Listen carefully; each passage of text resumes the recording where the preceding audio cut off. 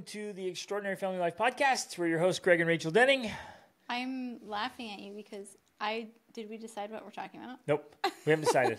we got some questions in, and then we're having some wonderful, challenging obstacles. Yes, the moment. Odyssey. I seriously felt like Odysseus. I just could not get home. And we were joking with the boys. I'm like, okay, it may take us 10 days, and we should just be grateful it didn't take us 10 years. Oh my God. Right.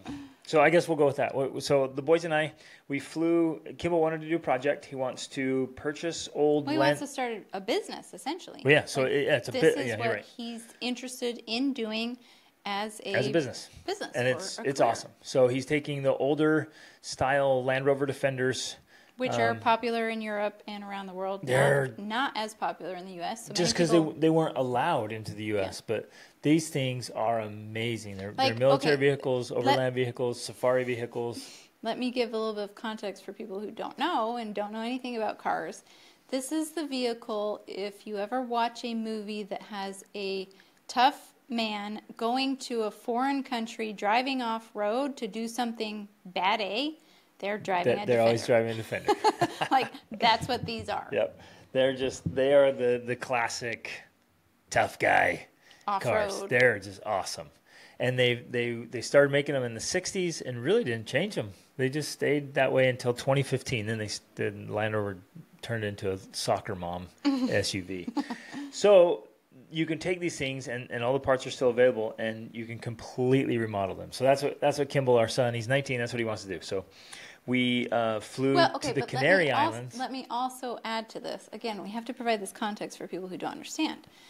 You can buy old Defenders for fairly inexpensive, 15,000 euros, 18,000 euros. Yeah. And while we said they're not popular in the United States, there is actually a market for them. Oh, absolutely. Because they're not allowed in the United States, newer ones, but if they're older than 25 years old, they're allowed to be imported as a classic vehicle. Yep. And in that case, you can import them, but they also deck them out, and they sell for anywhere from 120,000 to 250,000 euros. Yes. Completely kind of redone. Big deal. Yeah, it's not like you're buying amazing. it for 15,000 and selling it for 20 or something. Right. It's not that. No, because you fix them up and you import them, and so and they're rare. They're very rare in the U.S. And so yes, they have a decent price tag, and it's worth every penny. And they're amazing. amazing. It's a niche market, but there's a market there with a big price tag. It is awesome. So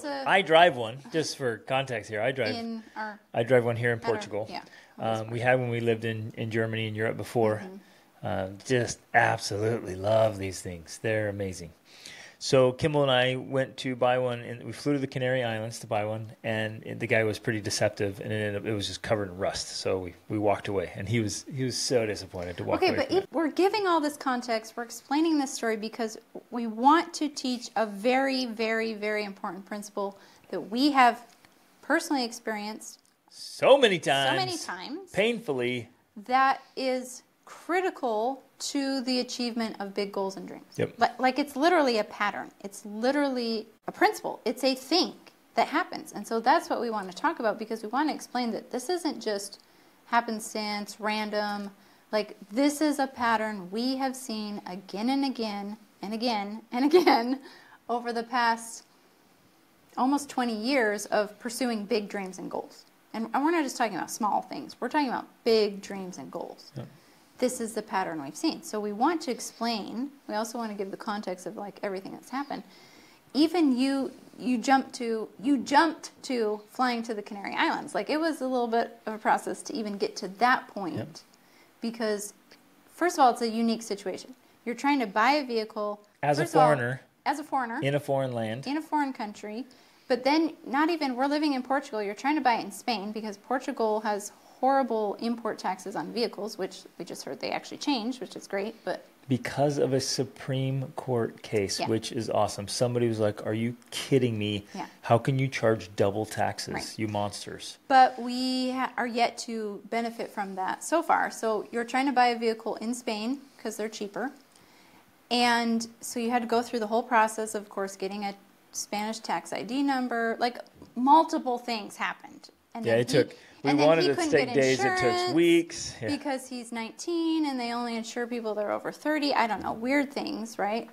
And so, anyways, to get to the point where and then in the meantime, he'd found a vehicle he wanted, but someone else sold it because he couldn't buy it and couldn't get insurance. Then I had to get a tax ID number. Yeah, then you had to get the tax ID number. So we're already into this odyssey with multiple things. Yep. Then, finally, you've got the tax ID number. You've got the insurance. You find the vehicle you want. It's in the Canary Islands, which if nobody knows, because many people don't, that's off the coast of Morocco. It belongs to Spain, but it's off the coast of Morocco. It's essentially in Africa. Yeah. It's way down there. Except islands, way off the coast of Africa. Yeah. So you fly there with a layover in Madrid for 12 hours, and you got to go see our son, who's serving as a missionary there, which that was fun. That's awesome. So you went there, and you get to the Canary Islands, and the guy was deceitful because he'd sent you videos, covered sent with you rust. photos, you've so done bad. all the due diligence possible, but it was covered with rust. Yep. Okay, so now then, you're in the Canary Kimball's Islands. like, let's just take it. I'm like, no, man, like this thing is completely rusted out. It would be so bad. He's like, I know, but I love it. Let's take it. And he's so anxious to get going. He just wants to get it and get moving forward on his project here, which is understandable. But so then we walk away. We had to. Okay, you walk away, but you're on the Canary Islands. Exactly. I didn't walk very far. The plan, right, because it's an island. And the plan had been you would fly back to our home in Portugal to keep working, and he was going to take a 3-day ferry from the Canary Islands to Spain and then drive to our house in Portugal. So it was going to be an awesome adventure, and then it ended that day, the first day. So we had I had 5 more days before my flight there. Yeah. But we're like, we're not just going to walk around this island for 5 days. Like, let's go. So we called Rachel, got some tickets, flew to Sevilla. Well, because you found another Defender that you're like, okay, we'll go by this in the mountains in Sevilla. And this guy, he's like, yeah, it's great. I'm like, okay, we'll come get it. He's like, great. I'm like, okay, we're buying flights. He's like, fantastic. So I buy you flights from the Canary Islands to Sevilla, Spain, and rent you a car. You land that night. And the next morning, you get up and you're like, "Hey, where do we meet you?" We went out. We just wanted to go sleep in the woods, and we ended up sleeping in some olive orchard, and it got cold. Plus, because this is part of Kimball's business, he's essentially financing it, and so that was also cheaper to just have you guys exactly. So camping. I'm trying to help him feel and experience the realities of business, the cost of business, the hardship of business, every little last cent. It's like, I didn't anticipate that. Mm-hmm. Although I have spent a lot of money helping him. Right, but which is awesome. He's learning. He's feeling it. He's paying for as much as he can. So we get up in the morning, we're like, okay, we're ready to buy it. He's like, well, I can't meet you today. This is the guy in Sevilla. in Sevilla. I'm like, what are you talking about? Like, we bought tickets, rented a car so we could buy this thing. He's like, well, I can't. I'm like, why can't you? He's like, well, I got to work. I'm like, okay, we'll come over after work. He's like, I can't. I'm like, how about tomorrow morning? I can't. He just told me, I can't meet you. I can't sell it. I'm like, bro, we flew in here. So it was so frustrating. And it was just weird about it. It was just like, so that was weird. It. He's like, I can't meet you. After we're like, hey, we're buying plane tickets. Anyways, so Kimball was pretty frustrated. I was frustrated. We get on a bus. We bus home. And like, so then you're like, well, we don't know what else to do. So you got bus tickets, got home later that night, and now he's like, now what? Yeah. Back to ground zero. We start looking. There were no other options. Well, there was a couple that were really overpriced. And the gentleman was like, no, this is the market, whatever. And I'm like, well, let's look in Germany. So we start looking in Germany, and we find one on the border. We found a bunch of great ones, actually. We find one on the border of Poland. And so we reach out to this guy. Turns out this awesome Irish guy because he had a Polish girlfriend living across the border. And so we fly into Berlin, take a train over to Poland. So you got home from Sevilla maybe like Thursday or Friday, something like that. Monday, he finds this, and you guys are just like, oh my gosh, this is a great vehicle. Yeah. Let's go get it. So he buys flights that night, 3 a.m. Tuesday morning. You fly to Berlin and took a train, right? And we took Atlas with us. Yeah. And then now took our son because it was also his birthday. A little lad holiday. Turned out to be not so much of a holiday. Obstacle. Yeah. So you take the train to Poland and meet this guy. Yep. The vehicle's great. He's driven it to Norway and done all these things, Yep. did all these. I don't even know still all the, like, why this is such a great vehicle. I guess it has upgrades and cool things and whatever. I don't even know. I love hearing you talk about it. It has things and stuff. It's like so great. And you're going to understand why in a minute, why I'm saying this, because in my mind, after the rest of the Odyssey that we haven't yet explained, I'm like, why did you buy this thing? Like, what? How was this such a great vehicle? Okay. So that's my little womanly insert there. Yep. Maybe Greg will explain why this is. Well, I have to explain because from your point of view, it's like that was not a good idea. So we get there and we're like, "This is great. He's great. He's taking care of it. It's a great rig. Like, we'll take it." And so we do our wire transfer. And it said should be there in 2 hours. And we're like, fantastic. No, originally it said 47 minutes. Oh yeah, so we use an app we've used many times. It's called Wise. I use it all the time. It's great for making international transfers. I mean, I use it all the time. All the time. We paid so. We bought your Defender with it. Yeah, exactly. So it says 47 minutes for this wire transfer. Okay, we're but like, here's fantastic, this great. is kind of funny little part of the story. When it says what's it for, Rachel put Defender. Now it's a Defender. They're buying a Defender. If you're sending many thousands of euros to Poland for a Defender, it's going to set off some red flags. It got We flagged. didn't realize that it got flagged. And major... Stop, pause. You have to turn your alarm. Okay. So does it look like it's recording now? Exit out? Okay, so perfect. We're good. Okay, just stop. So it just was saying it did stop recording. Okay, you feel like I need to what? Like you need to tighten this thing so it doesn't. So lift it up so it's at your chin and then just tighten it, babe. So somebody gets scared that it's for a Defender. Okay, but we didn't know that. So here's the challenge. Yeah, that was irritating. We're waiting. So the way it worked is it was a wire transfer, but because U.S. banks don't have e-bonds and all these different things, I had to manually wire the money from the U.S. bank to the company who then sends the money to the seller. Part of the problem was I requested that wire at like 9 in the morning U.S. time, but they didn't send it until, I think, 9 at night U.S. time, which was the middle of the night for us. So in the meantime, he was like, hey, I don't feel comfortable till my money's in the account. I'm like, oh, I understand. I mean, we have confirmation it's being sent. He's like, no, I don't feel comfortable. Like, well, we were going to actually drive back to Berlin, do all the paperwork, and hit the road, go have an adventure with the boys. And he's like, no, I don't feel comfortable. So we went back and slept in his barn. Right. So in the meantime, which was awesome and cold. He takes you back to his house, and you slept in a 150-year-old Polish barn. It was awesome, actually. Okay, I got to back up for a second. A little side story, because it was in the middle of nowhere. Like we drove to the middle of nowhere, and then we drove to his middle of nowhere, and we went through these old Polish villages, and they said they're all like that.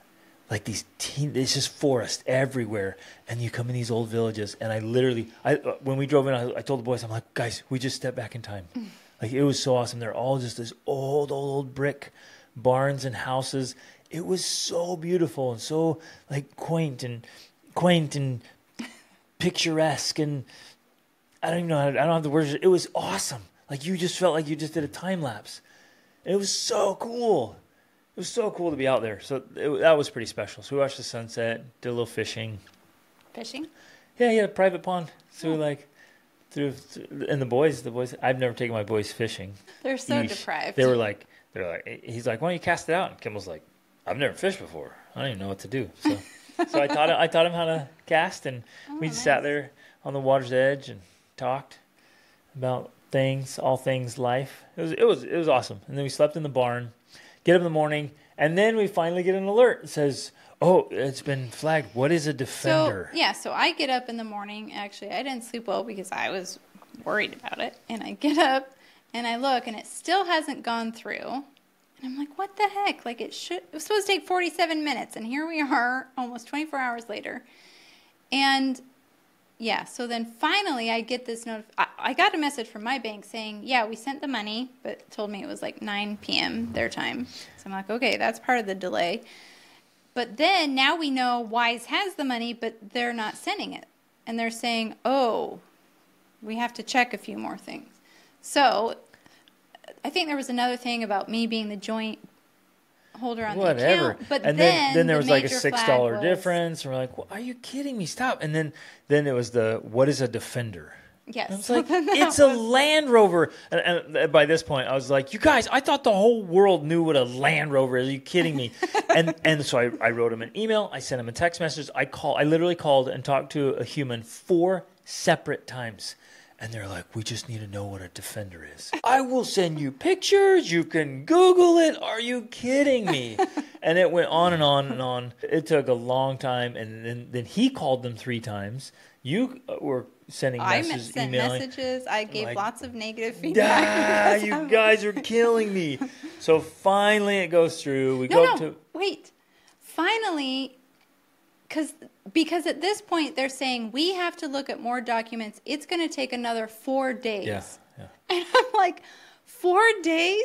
Of us 4 more in days Poland? Of you sitting there at this guy's. I'm like, because we already sent the money. What are you going to do? Just leave? Right. And so then he gets the money and you don't have a vehicle. So I'm just like, this is horrible. What is going to happen here? So finally, though, I don't know. I don't even know what happened. He opened his phone because he got a message saying it's being sent. It's sending. I'm receiving it. He's like, oh. He's like, it's cool. So I got a message on my end that it's coming. Yes. So he's like, I'm okay with that. You guys can roll. Yeah.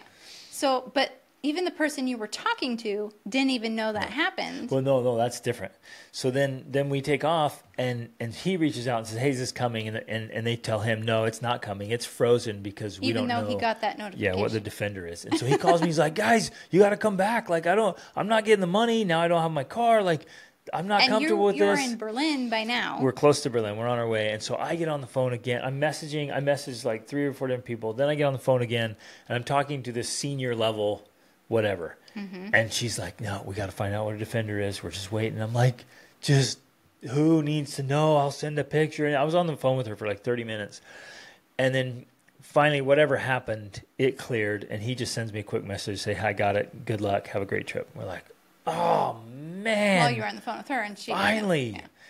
So then we have these little pockets of reprieve. And I think, again, we're telling this whole story because it's very illustrative of the process. And I think that because you and I have gone through this process many times, we're able to recognize patterns. Yep. In fact, I was telling Greg about this. We were talking about it. Because I was reading this book on meditation, and one of the things she was pointing out is that as you grow and develop, as your brain grows and develops, that you gain these abilities to do certain things. And one of them that she mentioned was that you gain the ability to recognize patterns. And I think that that's very, very insightful, because I know that a lot of people, and I know I didn't have that ability. Like, it's something that we've gained through experiences like this. We're able to... Awareness, too, and paying attention, because we went through it again and again and again without ever noticing a pattern. And then now we've worked with thousands of people across 5 continents. Mm-hmm.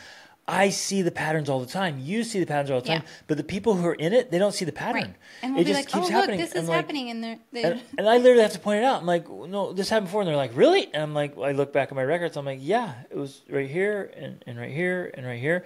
And they're like, oh, I didn't even notice that. Right, exactly. Like, and it's not to throw anybody under the bus. It's like, unless you have this awareness, unless you're looking for patterns, it's hard to notice there are patterns. Yeah, exactly. And so because we have gone through a process like this multiple times, and I'm sure people can relate, as we're telling a story like this, they're probably like, yeah, something like that happened to me. It was this whole saga of things that happened. And we're pointing it out, we're sharing the details, but we're also bringing awareness, hopefully, to you to realize it's a pattern. Like, it's a thing that happens, and it happens for a reason. My belief is it happens for a reason. It's not just random. It's not just accidental.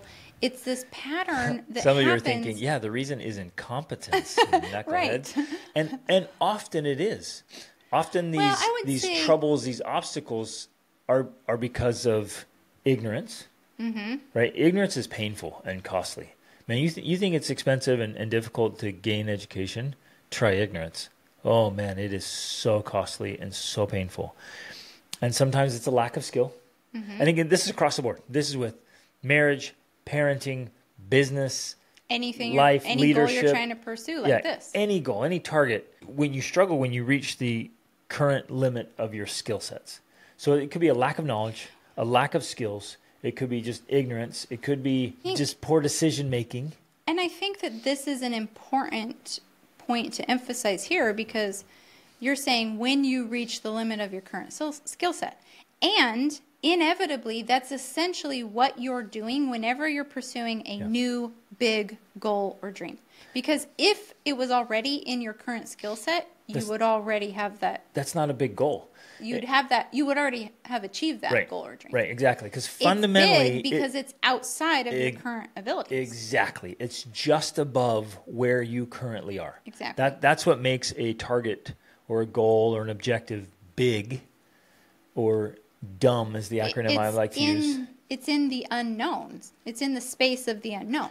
Well, yes. If you're thinking about the hero's journey, you're going from the known world and what you do know and your current skills into the unknown, which is also beyond your comfort zone. It's beyond your current skill level. And that could even be the unknown in that it's just a little bit higher or farther or faster or bigger than you've done before. Yeah. So like, well, I've done a sprint triathlon, and now I'm going to do an Olympic triathlon. And that's unknown because it's just a little longer. Or it could be something completely different. Like, I've never tried this before. I'm going to try it. So it's into the unknown, but it's also, it has to stretch you. It's just above where you're already able to do things. Right. It's beyond that. Now, I think the interesting thing with this scenario here in this specific story, because I think there's also a principle here, is it's not like anything we've just described is nothing we've done before. Like, we've traveled, we've gone places, we've bought things, we've bought Defenders, we've transferred money. Like, all of that we've done before. It's not like this is a new skill set. It's kind of in some ways new to Kimball himself. It's brand new to him. Meaning so he hasn't personally done these things. The entire process for him is brand new. Right. It's all new. It's all first time. And I thought, as a dad, as a mentor, I'll help him through a lot of these things so he doesn't end up buying a lemon, even in spite of what Rachel thinks. So he doesn't just get ripped off or doesn't become disastrous. Which is the value of having a mentor. Like, that's right. That's the point. It's to prevent disaster. So the irony, I'm like, I've done this so many times. I know exactly what to do. I know how to do this. Like, everything looks good. And for whatever reason, it's still happening. Yes. Obstacle after obstacle after obstacle. I'm like, why do I feel like Odysseus? I just want to get back home. So I guess we better continue the story. Yes, and that's why I'm bringing it up, though. Back to this as another principle, because I believe that the pattern here in this case, because I've seen it again and again, is that it's simply a part of pursuing a big goal and dream. I agreed. Like, and in this case, especially for Kimball, I think it's part of what he has to learn. If he's really sincere about creating this dream lifestyle of his, which is, doing what he wants to do here. He loves fixing up cars. He's going to restore, we talked about yesterday, really talked through it. It was awesome. So he's going to restore and import Land Rover Defenders and old Land Cruisers. He's going to do both of them. Right. So inevitably, that process is going to involve these types of frustrations. And insane amounts of problem solving. Yes, exactly. And the best way to become a problem solver is to face problems. And that is painful and frustrating. Well, yes, it is. And it just really makes me think about the phrase you love to say all the time, that God and the universe are conspiring in your favor. Now, and despite how much we hate it, these things are that conspiring. So it feels like they're conspiring against us. And so we've been wrestling with this and talking about it on this trip. Because we wholeheartedly believe that God and His universe are conspiring in our favor, and those of you who are listening, I believe that for you. God and His universe are conspiring for you. And we believe that because we have seen it. Because every time we face something like this, and we go through all these struggles and hardships and trials and frustrations, it's always worked out for our best good. Yes, and yes, and that sometimes sounds a little hesitant. though, well, here's the hesitancy, because when God steps in and smooths things over like so well, and I'm sitting there thinking, that shouldn't have been that easy. Mm-hmm. Like, that was amazing. That's when I feel like, yes, God is working for me. He's clearing the way. This is the best. And I'm like walking on cloud 9, like, God is in my corner. Let's go. Right? That's when it's easy to remember that he's in your corner. And like purchasing our resort was like, I put in this crazy low offer with crazy terms, only benefiting us. And the guy responded like an hour and said, yep, I'll take it. I'm like, what just happened? Right. That's amazing. Now, then we got here and we worked our tails off and earned it the other way. And there was lots of problems to solve, of course, and remodeling and fixing up and figuring things out in a foreign land. But it's when it's challenging that you're like, wait, where are you? Like, why aren't you like making this easier? And it felt, specifically on this trip, it felt like the universe was intentionally making it harder than it should have been. Well, okay, as we're going to get into the story more, yes, because that's not the end of the story, of course. It definitely seemed like that. And even while we're recording this, it still hasn't been resolved because you got home last night at midnight after renting a car because the vehicle broke down again, the fourth time? Something like that. The fourth time, and is currently stuck in Valencia, Spain. Yep. And here you are. You came home because you couldn't fix it. I came home didn't have just because I wanted to make sure I could come home. I literally felt like Odysseus. I was like, I just need to go home. But you're leaving tonight or tomorrow to go back. And so the Odyssey continues. Yes, to resolve the Odyssey. So we're making this podcast. We're in the midst of. I feel, and this is an interesting point too, because I feel like the only reason we have confidence to even make a podcast like this, and I'm sitting here knowing this will be resolved, knowing it will be resolved and will work for our good and for Kimball's good. Like, I know that. I don't have a doubt in my mind. But the only reason I have that certainty, despite the fact that and that doesn't mean I'm not going to be frustrated or annoyed or irritated by whatever happens in the next few days, I still have the certainty because we've been through it before. Yep. Because we know the pattern. Like, we've seen it. And so we know, even though it's so irritating and annoying, that ultimately, and I guess I have to give that caveat, as long as we don't give up, which we've learned not to, we're not going to give up. We just keep pushing until we find the answers, that it works for your good. And I think that that's a part of the pattern. That's a part of the test. That's a part of this hero's journey. Like, how bad do you really want this thing? And I think there's two major things there. Is number one, it comes in as an obstacle, as a test. Like, are you willing to push through this? Mm-hmm. Are you willing to overcome? Are you going to quit? And I feel like it's almost like this. What is it? It's a test of sorts, an exam. It's part of the price tag. Like, are you going to quit? And honestly, most people do. Okay, I'll try starting a business, or I'll try doing things. I'll try homeschooling. I'll try something different. And if it doesn't go smoothly, then they're like, I'm out. Well, okay. I'm out. I tried that once. It sucked. And not only if it doesn't go smoothly, but especially if things go wrong that you feel like this shouldn't even be going wrong. Like we're going to tell in a minute, even mechanics saying, I've never seen this happen before. Right. Like, this is so strange. It's not even just that it's going wrong. It seems like it's going extra wrong. Right. Like, more wrong than it should, statistically should go wrong. Exactly. It's a special kind of wrong. Exactly. You're like, this, it almost like is defying the normal laws of wrongness.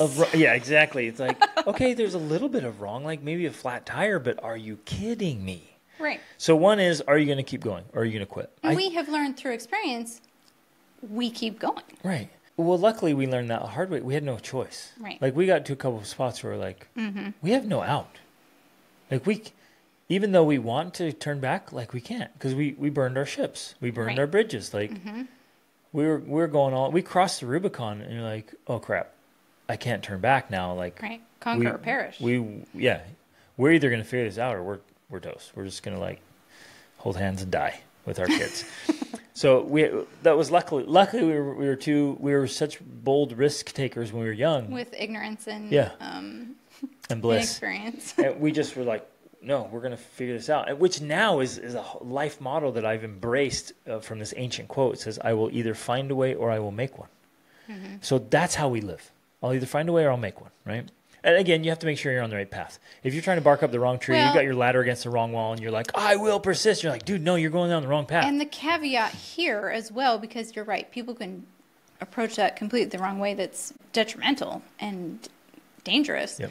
But the caveat is we do our research beforehand. Yep. Like we do all the research, we examine all the pros and cons, but then once we realize from a logical viewpoint that this is a good idea. Even sometimes a spiritual one. Yeah, definitely. And heart, there's passion there as well. But when you look at it from all those ways and then you decide and you're like, yes, this is what we're going to do. This is what we're going to pursue. And in this case, the same with Kimball. Like he's had multiple experiences that have led him to like, yeah, this is the kind of path I want to pursue. This is the direction I want to go. Once you've made that decision, meaning you've actually analyzed all of the pros and cons and facts and figures and all of that, that's the point when we're like, okay, we've made the decision. Now we're either going to find a way or make one, despite the obstacles and the extra obstacles that we're now facing. Yep. And that's the difference. That's a good lead into my second point. So the first point was, are you going to quit? Or are you going to keep persisting? The second point is, the most important part of a journey is who you become. It's what you learn. It's who you are on the other side of those obstacles or on the other side of the achievement. It's not getting to the top of the peak or the summit.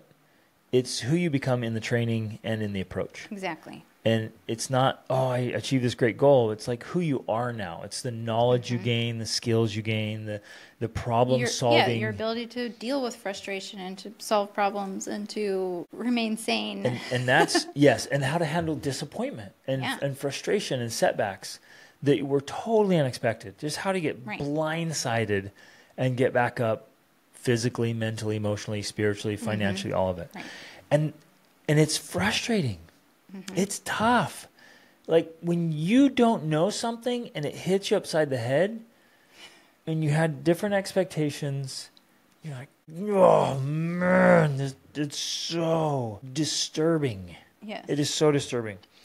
But it's in those moments of pain and uncertainty and frustration that if you stay open enough, you can learn so much.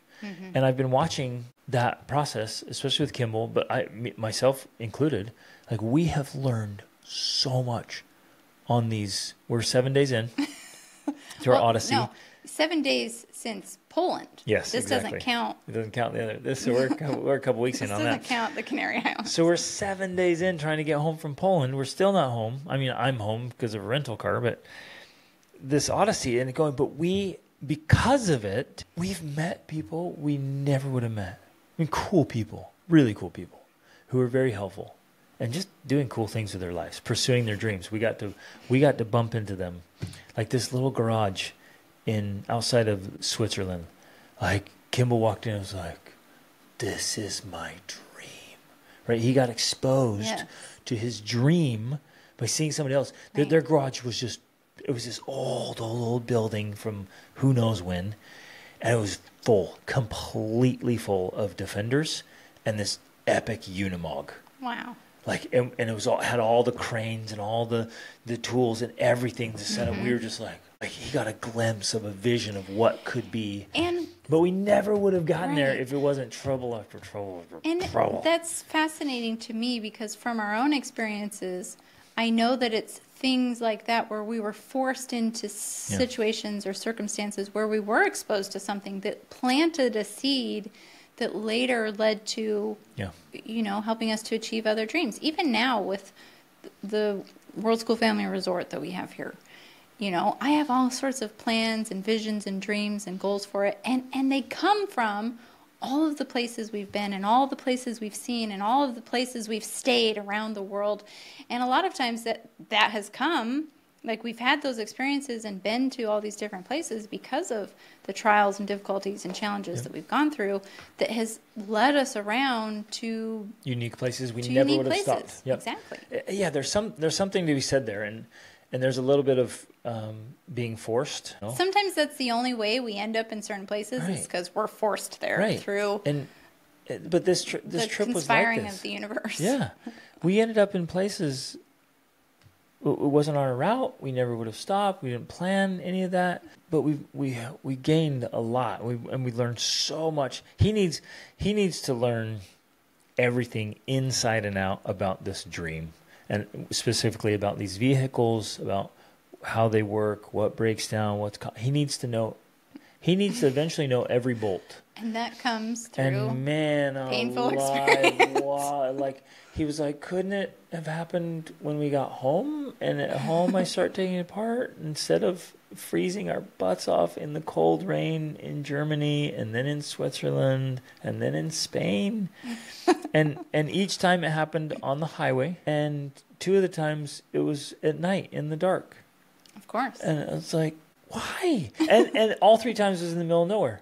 It wasn't near. It wasn't near a city. Like, yeah, you keep saying, of course. I'm like, why? Couldn't this have happened near a shop or a garage or a tool store? And we flew in, so we didn't bring any tools or anything. Like, couldn't this have happened during the day? I mean, we've been driving for hours and hours and hours. Why get dark and then it would happen? So, just a quick story. So we're cruising along. It's nighttime in Germany. And I mean, it broke down, and it took you 3 or 4 days to leave Germany. The drive shaft just literally snaps off. Gone. And I'm like, oh, my goodness. So then we slept in a gas station trying to figure things out. It was so bizarre. So we rig it together. Miraculously, we learned all about drive shafts and U-joints and the fact that you can actually drive and then a we're like, without a drive shaft. You can put it in. Strange. You have locking differentials and you can drive without the drive shaft. I'm like, okay, this is amazing. You would have never learned that. Never would have known that. And now you're like, oh, if something breaks down here, you just release the drive shaft and you can keep going. But then we get it fixed. We're okay, we're good. We get into Switzerland. The second one, like. Well, first of all, I didn't even know there were 2 drive shafts. And then the front one just literally snaps. The metal snaps off. Was this even possible? So we ended up at that cool shop on a Saturday when it was closed. We met this cool guy. He called a friend, and he's like, you know what? I'll send my son over there. He'll help you guys out. And he did. And he threw it up on a stand, threw him in there, and only charged us for the parts, didn't charge us labor. It was amazing. He didn't have the parts, so he had to take the parts off. He's like, I'll just pull them off these other rigs, and I'll just throw them on yours because we don't have the parts. I'm like, dude, you are the man. Like, just so helpful and so awesome. I invited him to come stay, so he's going to come stay here. Just a cool guy. So then, and he's like, I've been doing this since it was his dad's shop. So he's like, I've been doing this since I was born. I've never heard of that. Both of them coming off. I'm like, what in the world? So then. Okay, and this, just to reiterate back to the womanly view, this is when I'm saying, didn't you buy a lemon? Yeah. Like what? What is wrong with this vehicle? What's going on here? And yet, I don't know if you can explain it, but you still think so it's a good... Oh, yeah. Well, here's the cool thing about these vehicles, and that's why it's such a beautiful dream. And I've loved these things for years and years and years. As long as I can remember. Yeah, for we had one a decade ago. We lived in Germany. I flew in from Morocco. But I remember when we lived in Costa Rica, before we lived in... I was driving them because Hernan had one. Oh, yes, that's right. Yeah. So we'd go drive. The guy where we lived, he had one, and we would just go drive all over Costa Rica. I'm like, I love these things. So, yeah, that was long before we moved to... That was the first time we were in Costa Rica. So this was a long, long time ago. I just love these things. This was like 2007. So, but what's cool is every single part comes off. They're designed to be completely taken apart and completely put back together in remote areas. Legos if you have to. Yeah, it's Lego. But they're the most amazing things. They go anywhere, do anything. We took it in December. We took our whole family into Morocco, and we drove out into the Sahara. And I'm like, I didn't even have to put it. I didn't have locked differentials or anything. You didn't even have to drive in 4-wheel drive. Yeah, we were just like all through the sand. I mean, deep sand. All these other rigs were getting stuck, and I'm just like, just driving. It was amazing. These things are so incredible. And what you can do is literally from bumper to bumper, you can replace everything. And now they have upgrades for everything. And now customization. Like you can customize every single piece. And that's why some of them are literally selling for $250,000 for a vehicle that was built in 1991 or whatever, right? So this one's a 99. But you go through it. So you're sitting there saying, isn't this a lemon? Isn't this a broken down vehicle? It's like what you do is you just go through and you just replace every single part, and you literally have a brand new vehicle. Right. And so the frame is amazing. It's been protected and restored. So everything you do have is still worth the value phenomenal. you paid. And we got a great deal. We got a great deal on it. Yeah, so these pieces are breaking. So I'm like, he and I were talking, I was like, well, we were planning on, working through this, but I guess we're doing it on the side of the road instead of at home in a shop. So you're just going through and replacing it all. And that's what we're doing. So it's still a fantastic deal. It's still a great rig. And we're just having to do it along the way instead of at home. Right. And then the last thing is whatever weird little thing happened for some reason. So you got the second drive shaft fix in Switzerland. And I didn't even know about it because I think Greg stopped telling Liechtenstein. me. We got to go. So it's a new country for us. And it was beautiful. It was so, so beautiful. But because I didn't know you broke down again in Switzerland, you just sent me a text after it was fixed saying, miracle number 37, we're on the road again. Yeah. And I'm like, oh gosh, I didn't even know if you broke down.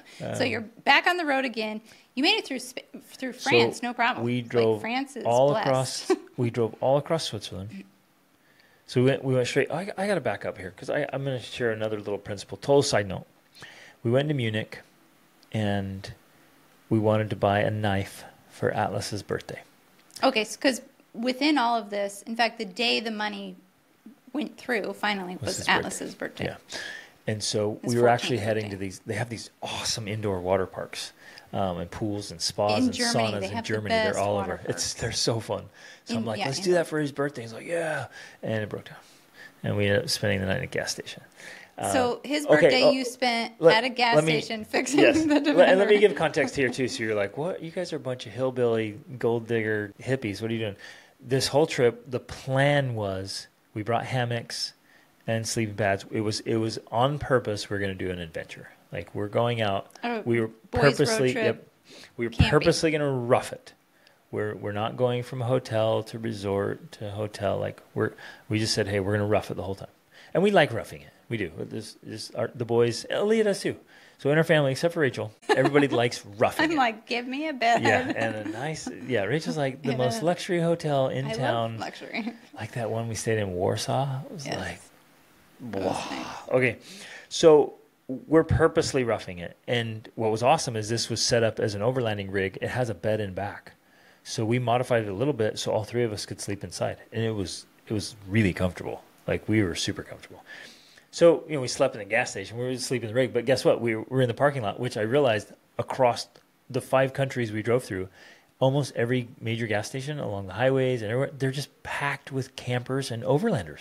Mm-hmm. So, like, we were one of 20 or 50 vehicles sleeping in the parking lot. Mm-hmm. And so we realized, like, this is amazing. We're rolling with all the other overlanders because most of them go in either small RVs or Sprinter vans or any kind of van that are converted or Defenders or whatever. And so you sleep in there. So we did that, and we went the next morning. We went to that water park. It was incredible, super amazing. And got ideas for our saunas that we're going to make here. Oh my goodness, yes! Because they went to this sauna. So this thing was divided into a massive pool area with slides and a wave pool, all indoor. It was heated. It was wonderful. And then this entire other section, I've never seen this before. An entire section, huge. It was just sauna with cold plunges and saunas. Well, they kind of had something like that in Lithuania. Yeah, that was very. This was different though because it was like sectioned off, only adults, no clothes. So I was like, oh, we're gonna put my swimsuit on. He's like, kind like no kind. I think he's a kind. That's like I think that's like no go. Like you don't wear your swimsuits. And so I was like, oh, that's interesting. I wanted to go find the hottest sauna and just sweat. I just needed to sweat. I hadn't been in a sauna. And it was cold, you guys. We went like shorts and T-shirts, and it was cold in Germany. It was snowing in Switzerland and Liechtenstein. We're rolling through middle of September. It was snowing. We were so cold. So anyways, I go in this sauna, and classic Germans. The Germans don't like clothes much in certain areas. The whole place was just completely nude. And it was like 11 o'clock in the morning, so it was only elderly people. It was like, okay, this is what you look like when you're 70. Anyways, but yeah, we got cool ideas for the saunas and for the cold plunges that we're going to do here. But my whole point was on this tangent. Yeah, what is the point? Was this awesome gentleman we met in Munich. And I looked for a knife shop, and there was one in the kind of southeast side of München. I like Munich a lot, and I love Lucerne now. Like these old European cities are so amazing and romantic, and they're so cool. So we go to this little knife shop, and it was a tiny little shop, and there was an old guy back there. And we went in, and the three of us start geeking out, and he just kind of starts to sparkle, and he's like, oh, okay. Of course. And I'm like, and in this small shop, his shop was maybe as big as my office, but he had the best stuff, which is like 10 the best stuff. Yeah, it's like 12 by 15 or something like that. We had stopped at a place in Berlin. Mm-hmm. It was disappointing. Similar. It was super disappointing. I went in, I'm like, this is lame. It was a small thing. I'm like, he has nothing here that we like. So then we go down there. Everything. I could have bought the whole shop. Like everything in there was. I thought you guys did buy the whole shop. It was amazing.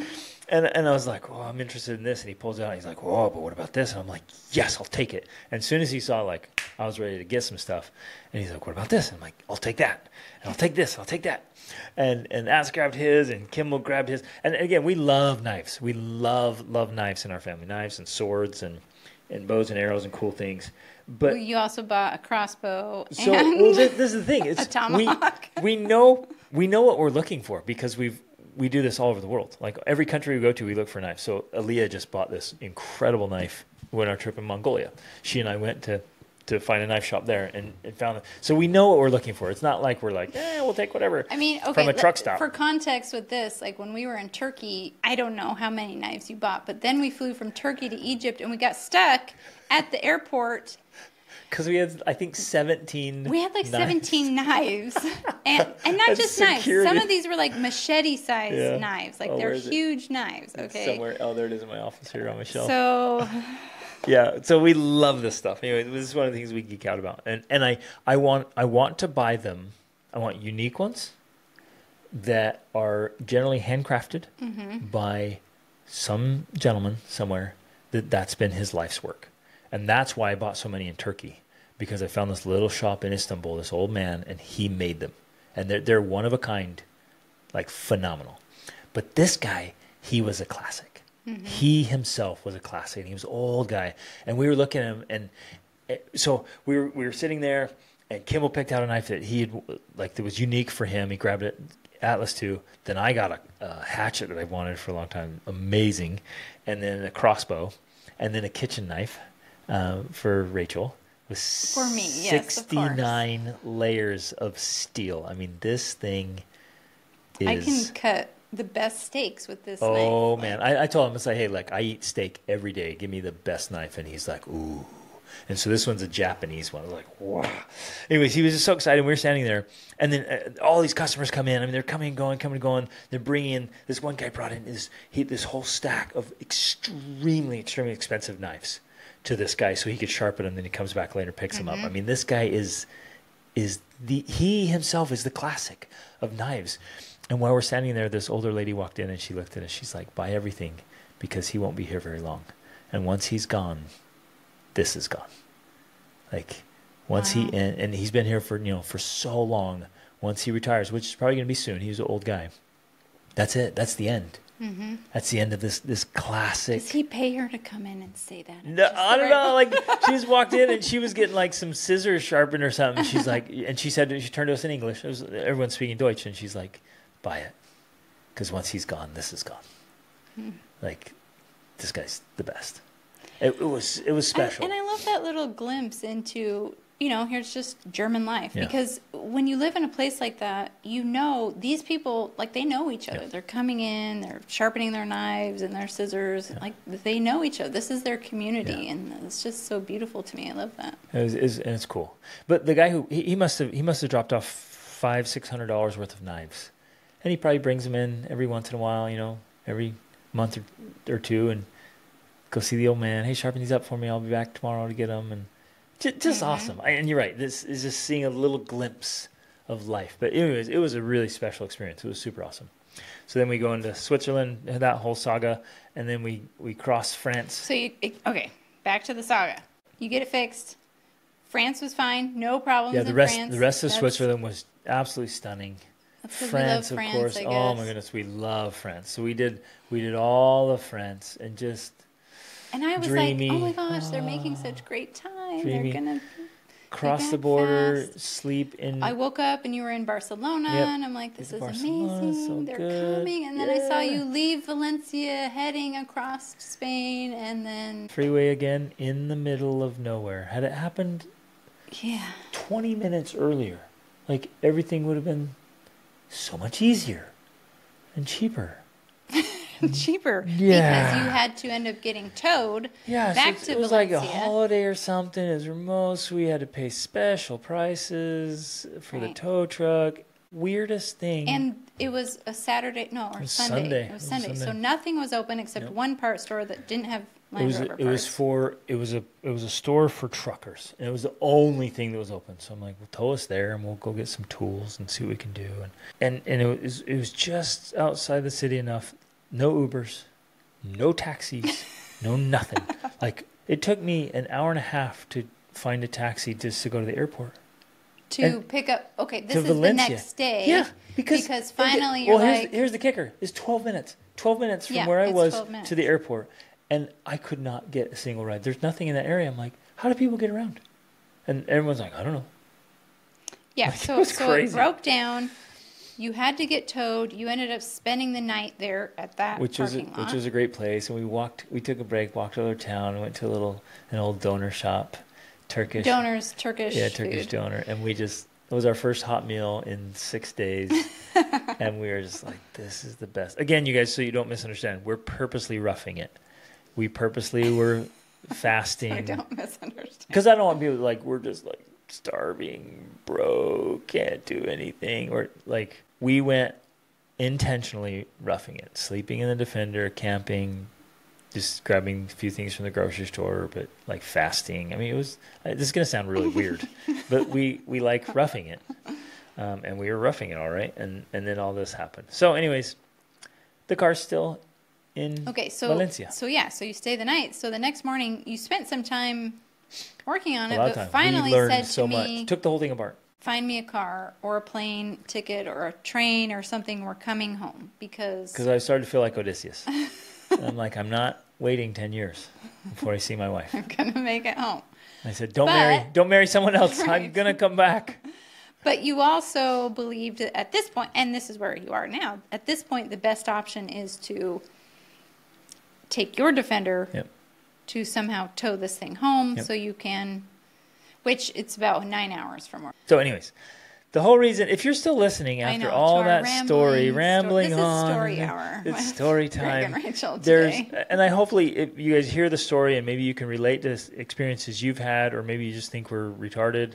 Probably both cases are true and incompetent. And the reason we're telling you the story, and we even wanted to talk about it, is because it's true in life. Whatever you want to pursue, there's going to be obstacles. And what I tell my clients every day, I tell somebody this: obstacles are opportunities.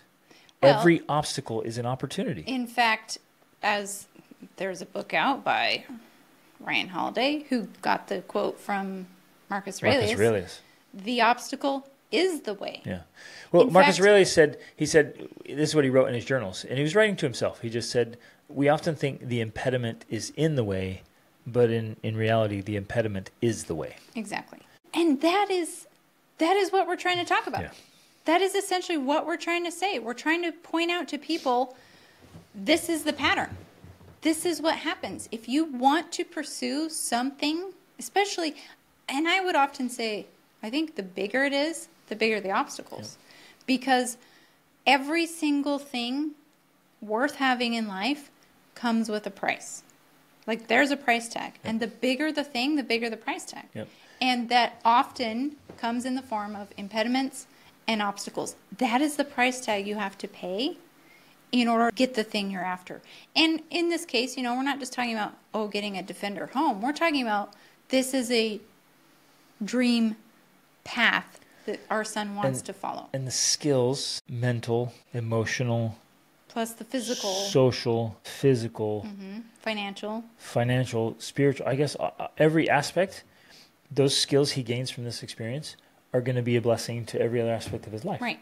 And it's an experience like this that is testing all of those aspects. Exactly. You're literally being tested and tried. You're literally being refined and honed and improved so that, like you said, when you achieve the thing you're after, it's not just about having actually achieved it. It's about who you have become in the process of achieving.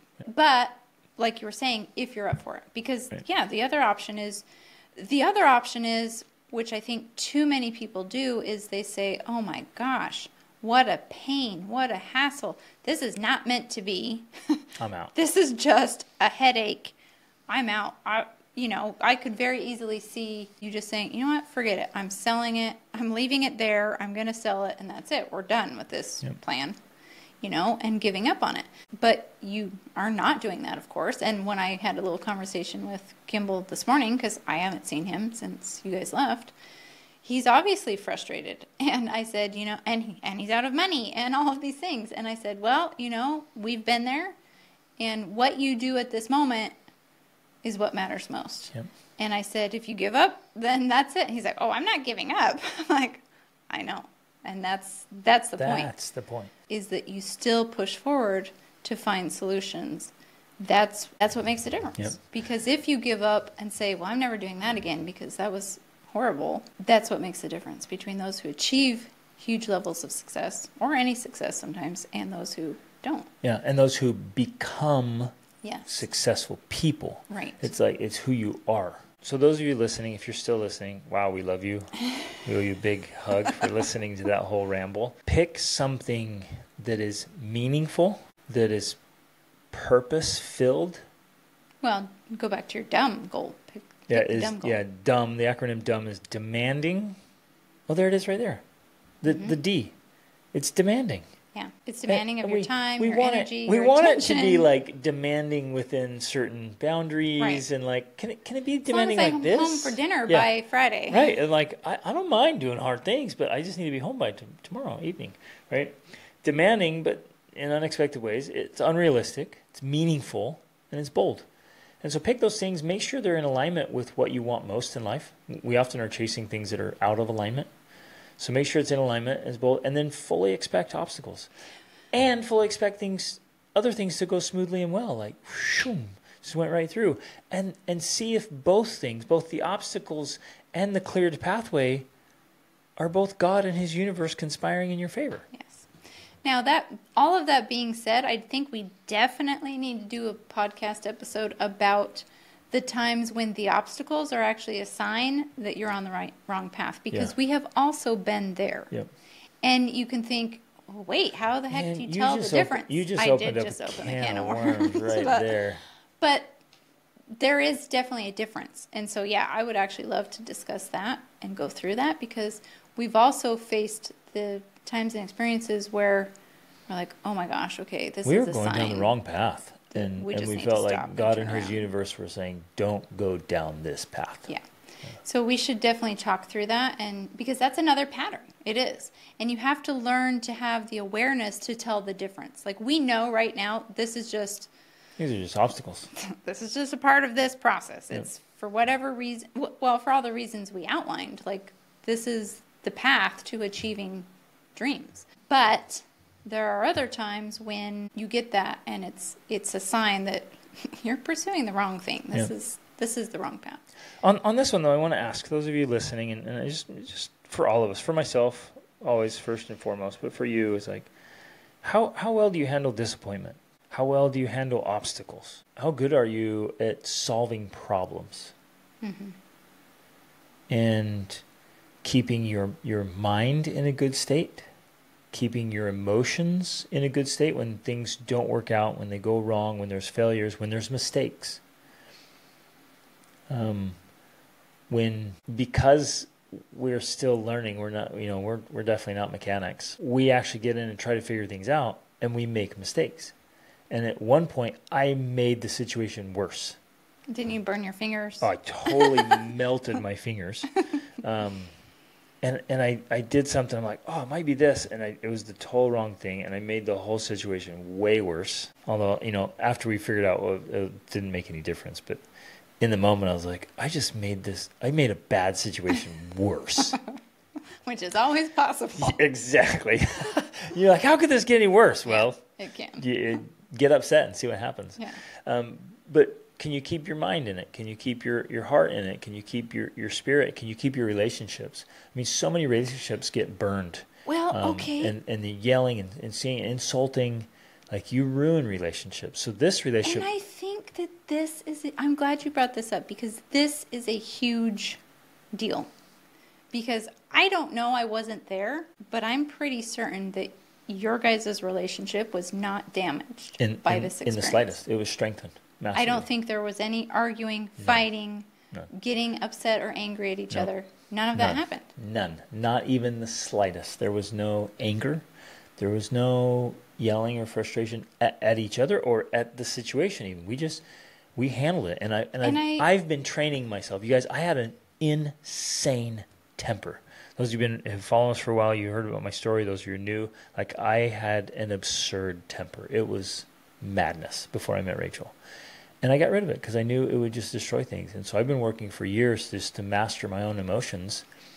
And so in all this frustration, all this extra expense, all the garbage, not a moment. And when you called me yesterday and we're finally like, okay, we just need to get a car to come home or something, the one thing I just thought is like, I'm so grateful. So grateful for you that you just can handle all of this with just such a positive attitude and a good example, because it makes all the difference. It makes even something like this, as frustrating and irritating as it is, it's damaging or destroying to our family. In fact, like you said, it's actually building our family.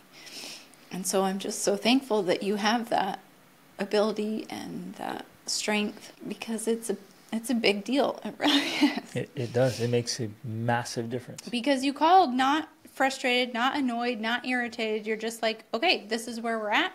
And it goes back to that problem solving that you're talking about. And I know for me too, I've grown in this ability, because I remember early on in our journeys when things like this would happen. And I, like you said, can things get worse? I used to say that. Why is this happening? Things can't get any worse. This is so horrible. And I've learned to not say that, because it can always get worse. So instead, I take all that energy now and I direct it towards, okay, what can we do about it? What are our options? And you're so good at that. You just called like, okay, this is where we're at. Our options are get us home. At that point, we'd done everything we knew how to do, everything we could. We reached out, and it's like, okay, we have pushed and pushed and pushed. We pushed past limits, and we're stuck. So let's just come out with an escape plan here. Exactly. And then we'll recoup and go back. Yeah, but it's just this simple attitude of, what are our options now, and what do we do about it? And when I feel like when you put your energy into those types of things, rather than blaming or cursing or getting upset or angry, that's where the power lies. That's where the growth happens. It's so interesting, because we can put all of our energy on the problem, which is, I think, what most of us do, and I used to do, or you can put all of your energy on a solution. Yeah. Or multiple solutions. And you're right. I mean, it's so easy to put all of your energy on the problem and curse it and be so frustrated and angry, and why is this happening? And just all of it. Or you say, okay, it happened. I'm not happy with it. I don't like it. This is really, really miserable and frustrating. It's just wrecking ball on our plans for the week. And I could put all my energy on that. Or I could just say, well, it's done. Like, we don't like it, but it's done. Let's put all of our energy into options for solutions. And man, that's huge. Massive.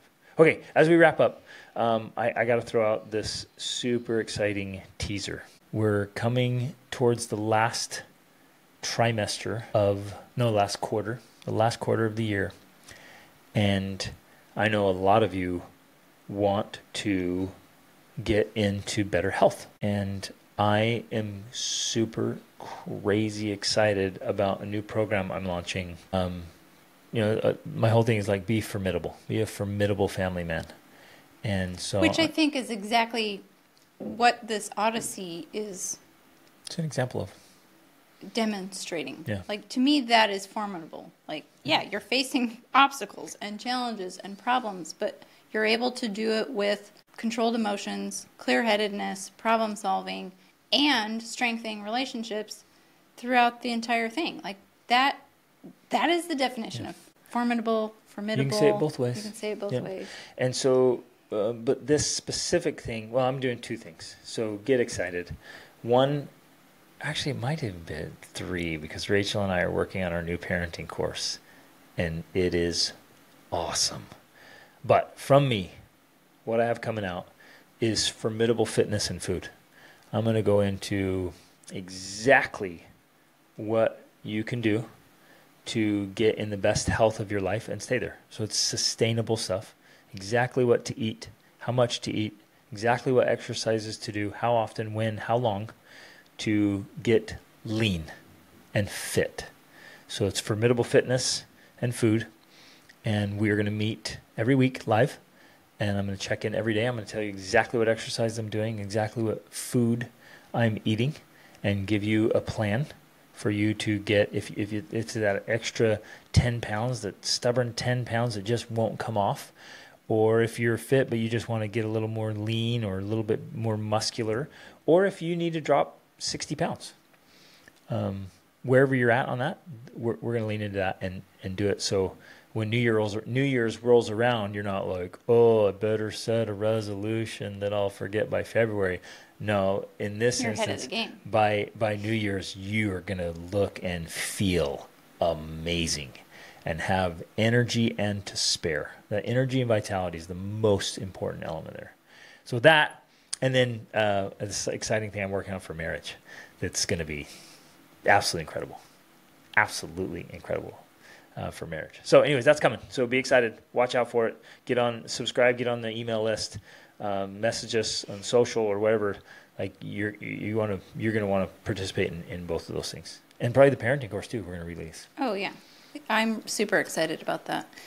But I think, especially just to close here, we want to emphasize, hopefully we've brought awareness to life patterns. Sucks, then you die. No, not that. No. It's the opposite of that. Life sucks sometimes. Yep. But it's part of the growth process that helps you to become who it is you want to become. Exactly. To be able to achieve what it is you want to achieve. I mean, really, that's what we're after. If it was just life sucks and then you die and you just have to deal with it and endure to the end, sorry, that's not a message that I resonate with. Yep. It's miserable and it's victimism. Sometimes life does suck. It really does. And at that point, we have a choice. We can just say, well, it sucks and later on you'll die. Or you say, life sucks. I'm going to embrace the suck so that I become more. Yes. So I'm more capable, more useful. So I'm a better person because of it. And I think when you have that approach, yeah, we've had a frustrating week, but our life is still amazing. Yep. And we still have great relationships, and we still have so many wonderful things. And I think that there's another pattern there, which we have talked about before. It's basically you can choose your challenges or your challenges choose you, kind of. I think those who take this passive approach to life, you still face challenges and obstacles.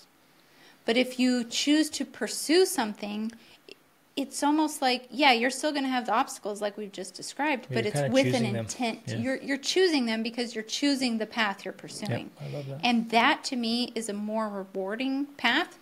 Like, yeah, I will take those obstacles all day long because they literally are helping me to become the person who can obtain the goal that I'm after. Exactly. And in this big scheme of things, even on this trip we talked about, Kimball kept saying, he's like, oh, this could be much worse. We're in Switzerland. This is amazing. We're in Spain or wherever. So horrible things could have happened. We realize that these are Mickey Mouse problems. Yeah, they really are, and we realize that. And so it's a goofy story that's frustrating, just to illustrate some principles that are good reminders for all of us in what we're facing. So love you guys. Thanks for watching and listening. Reach out to us if you have questions, or let us know how we can help so you can live and create and design your extraordinary family life. Love you guys. Reach upward.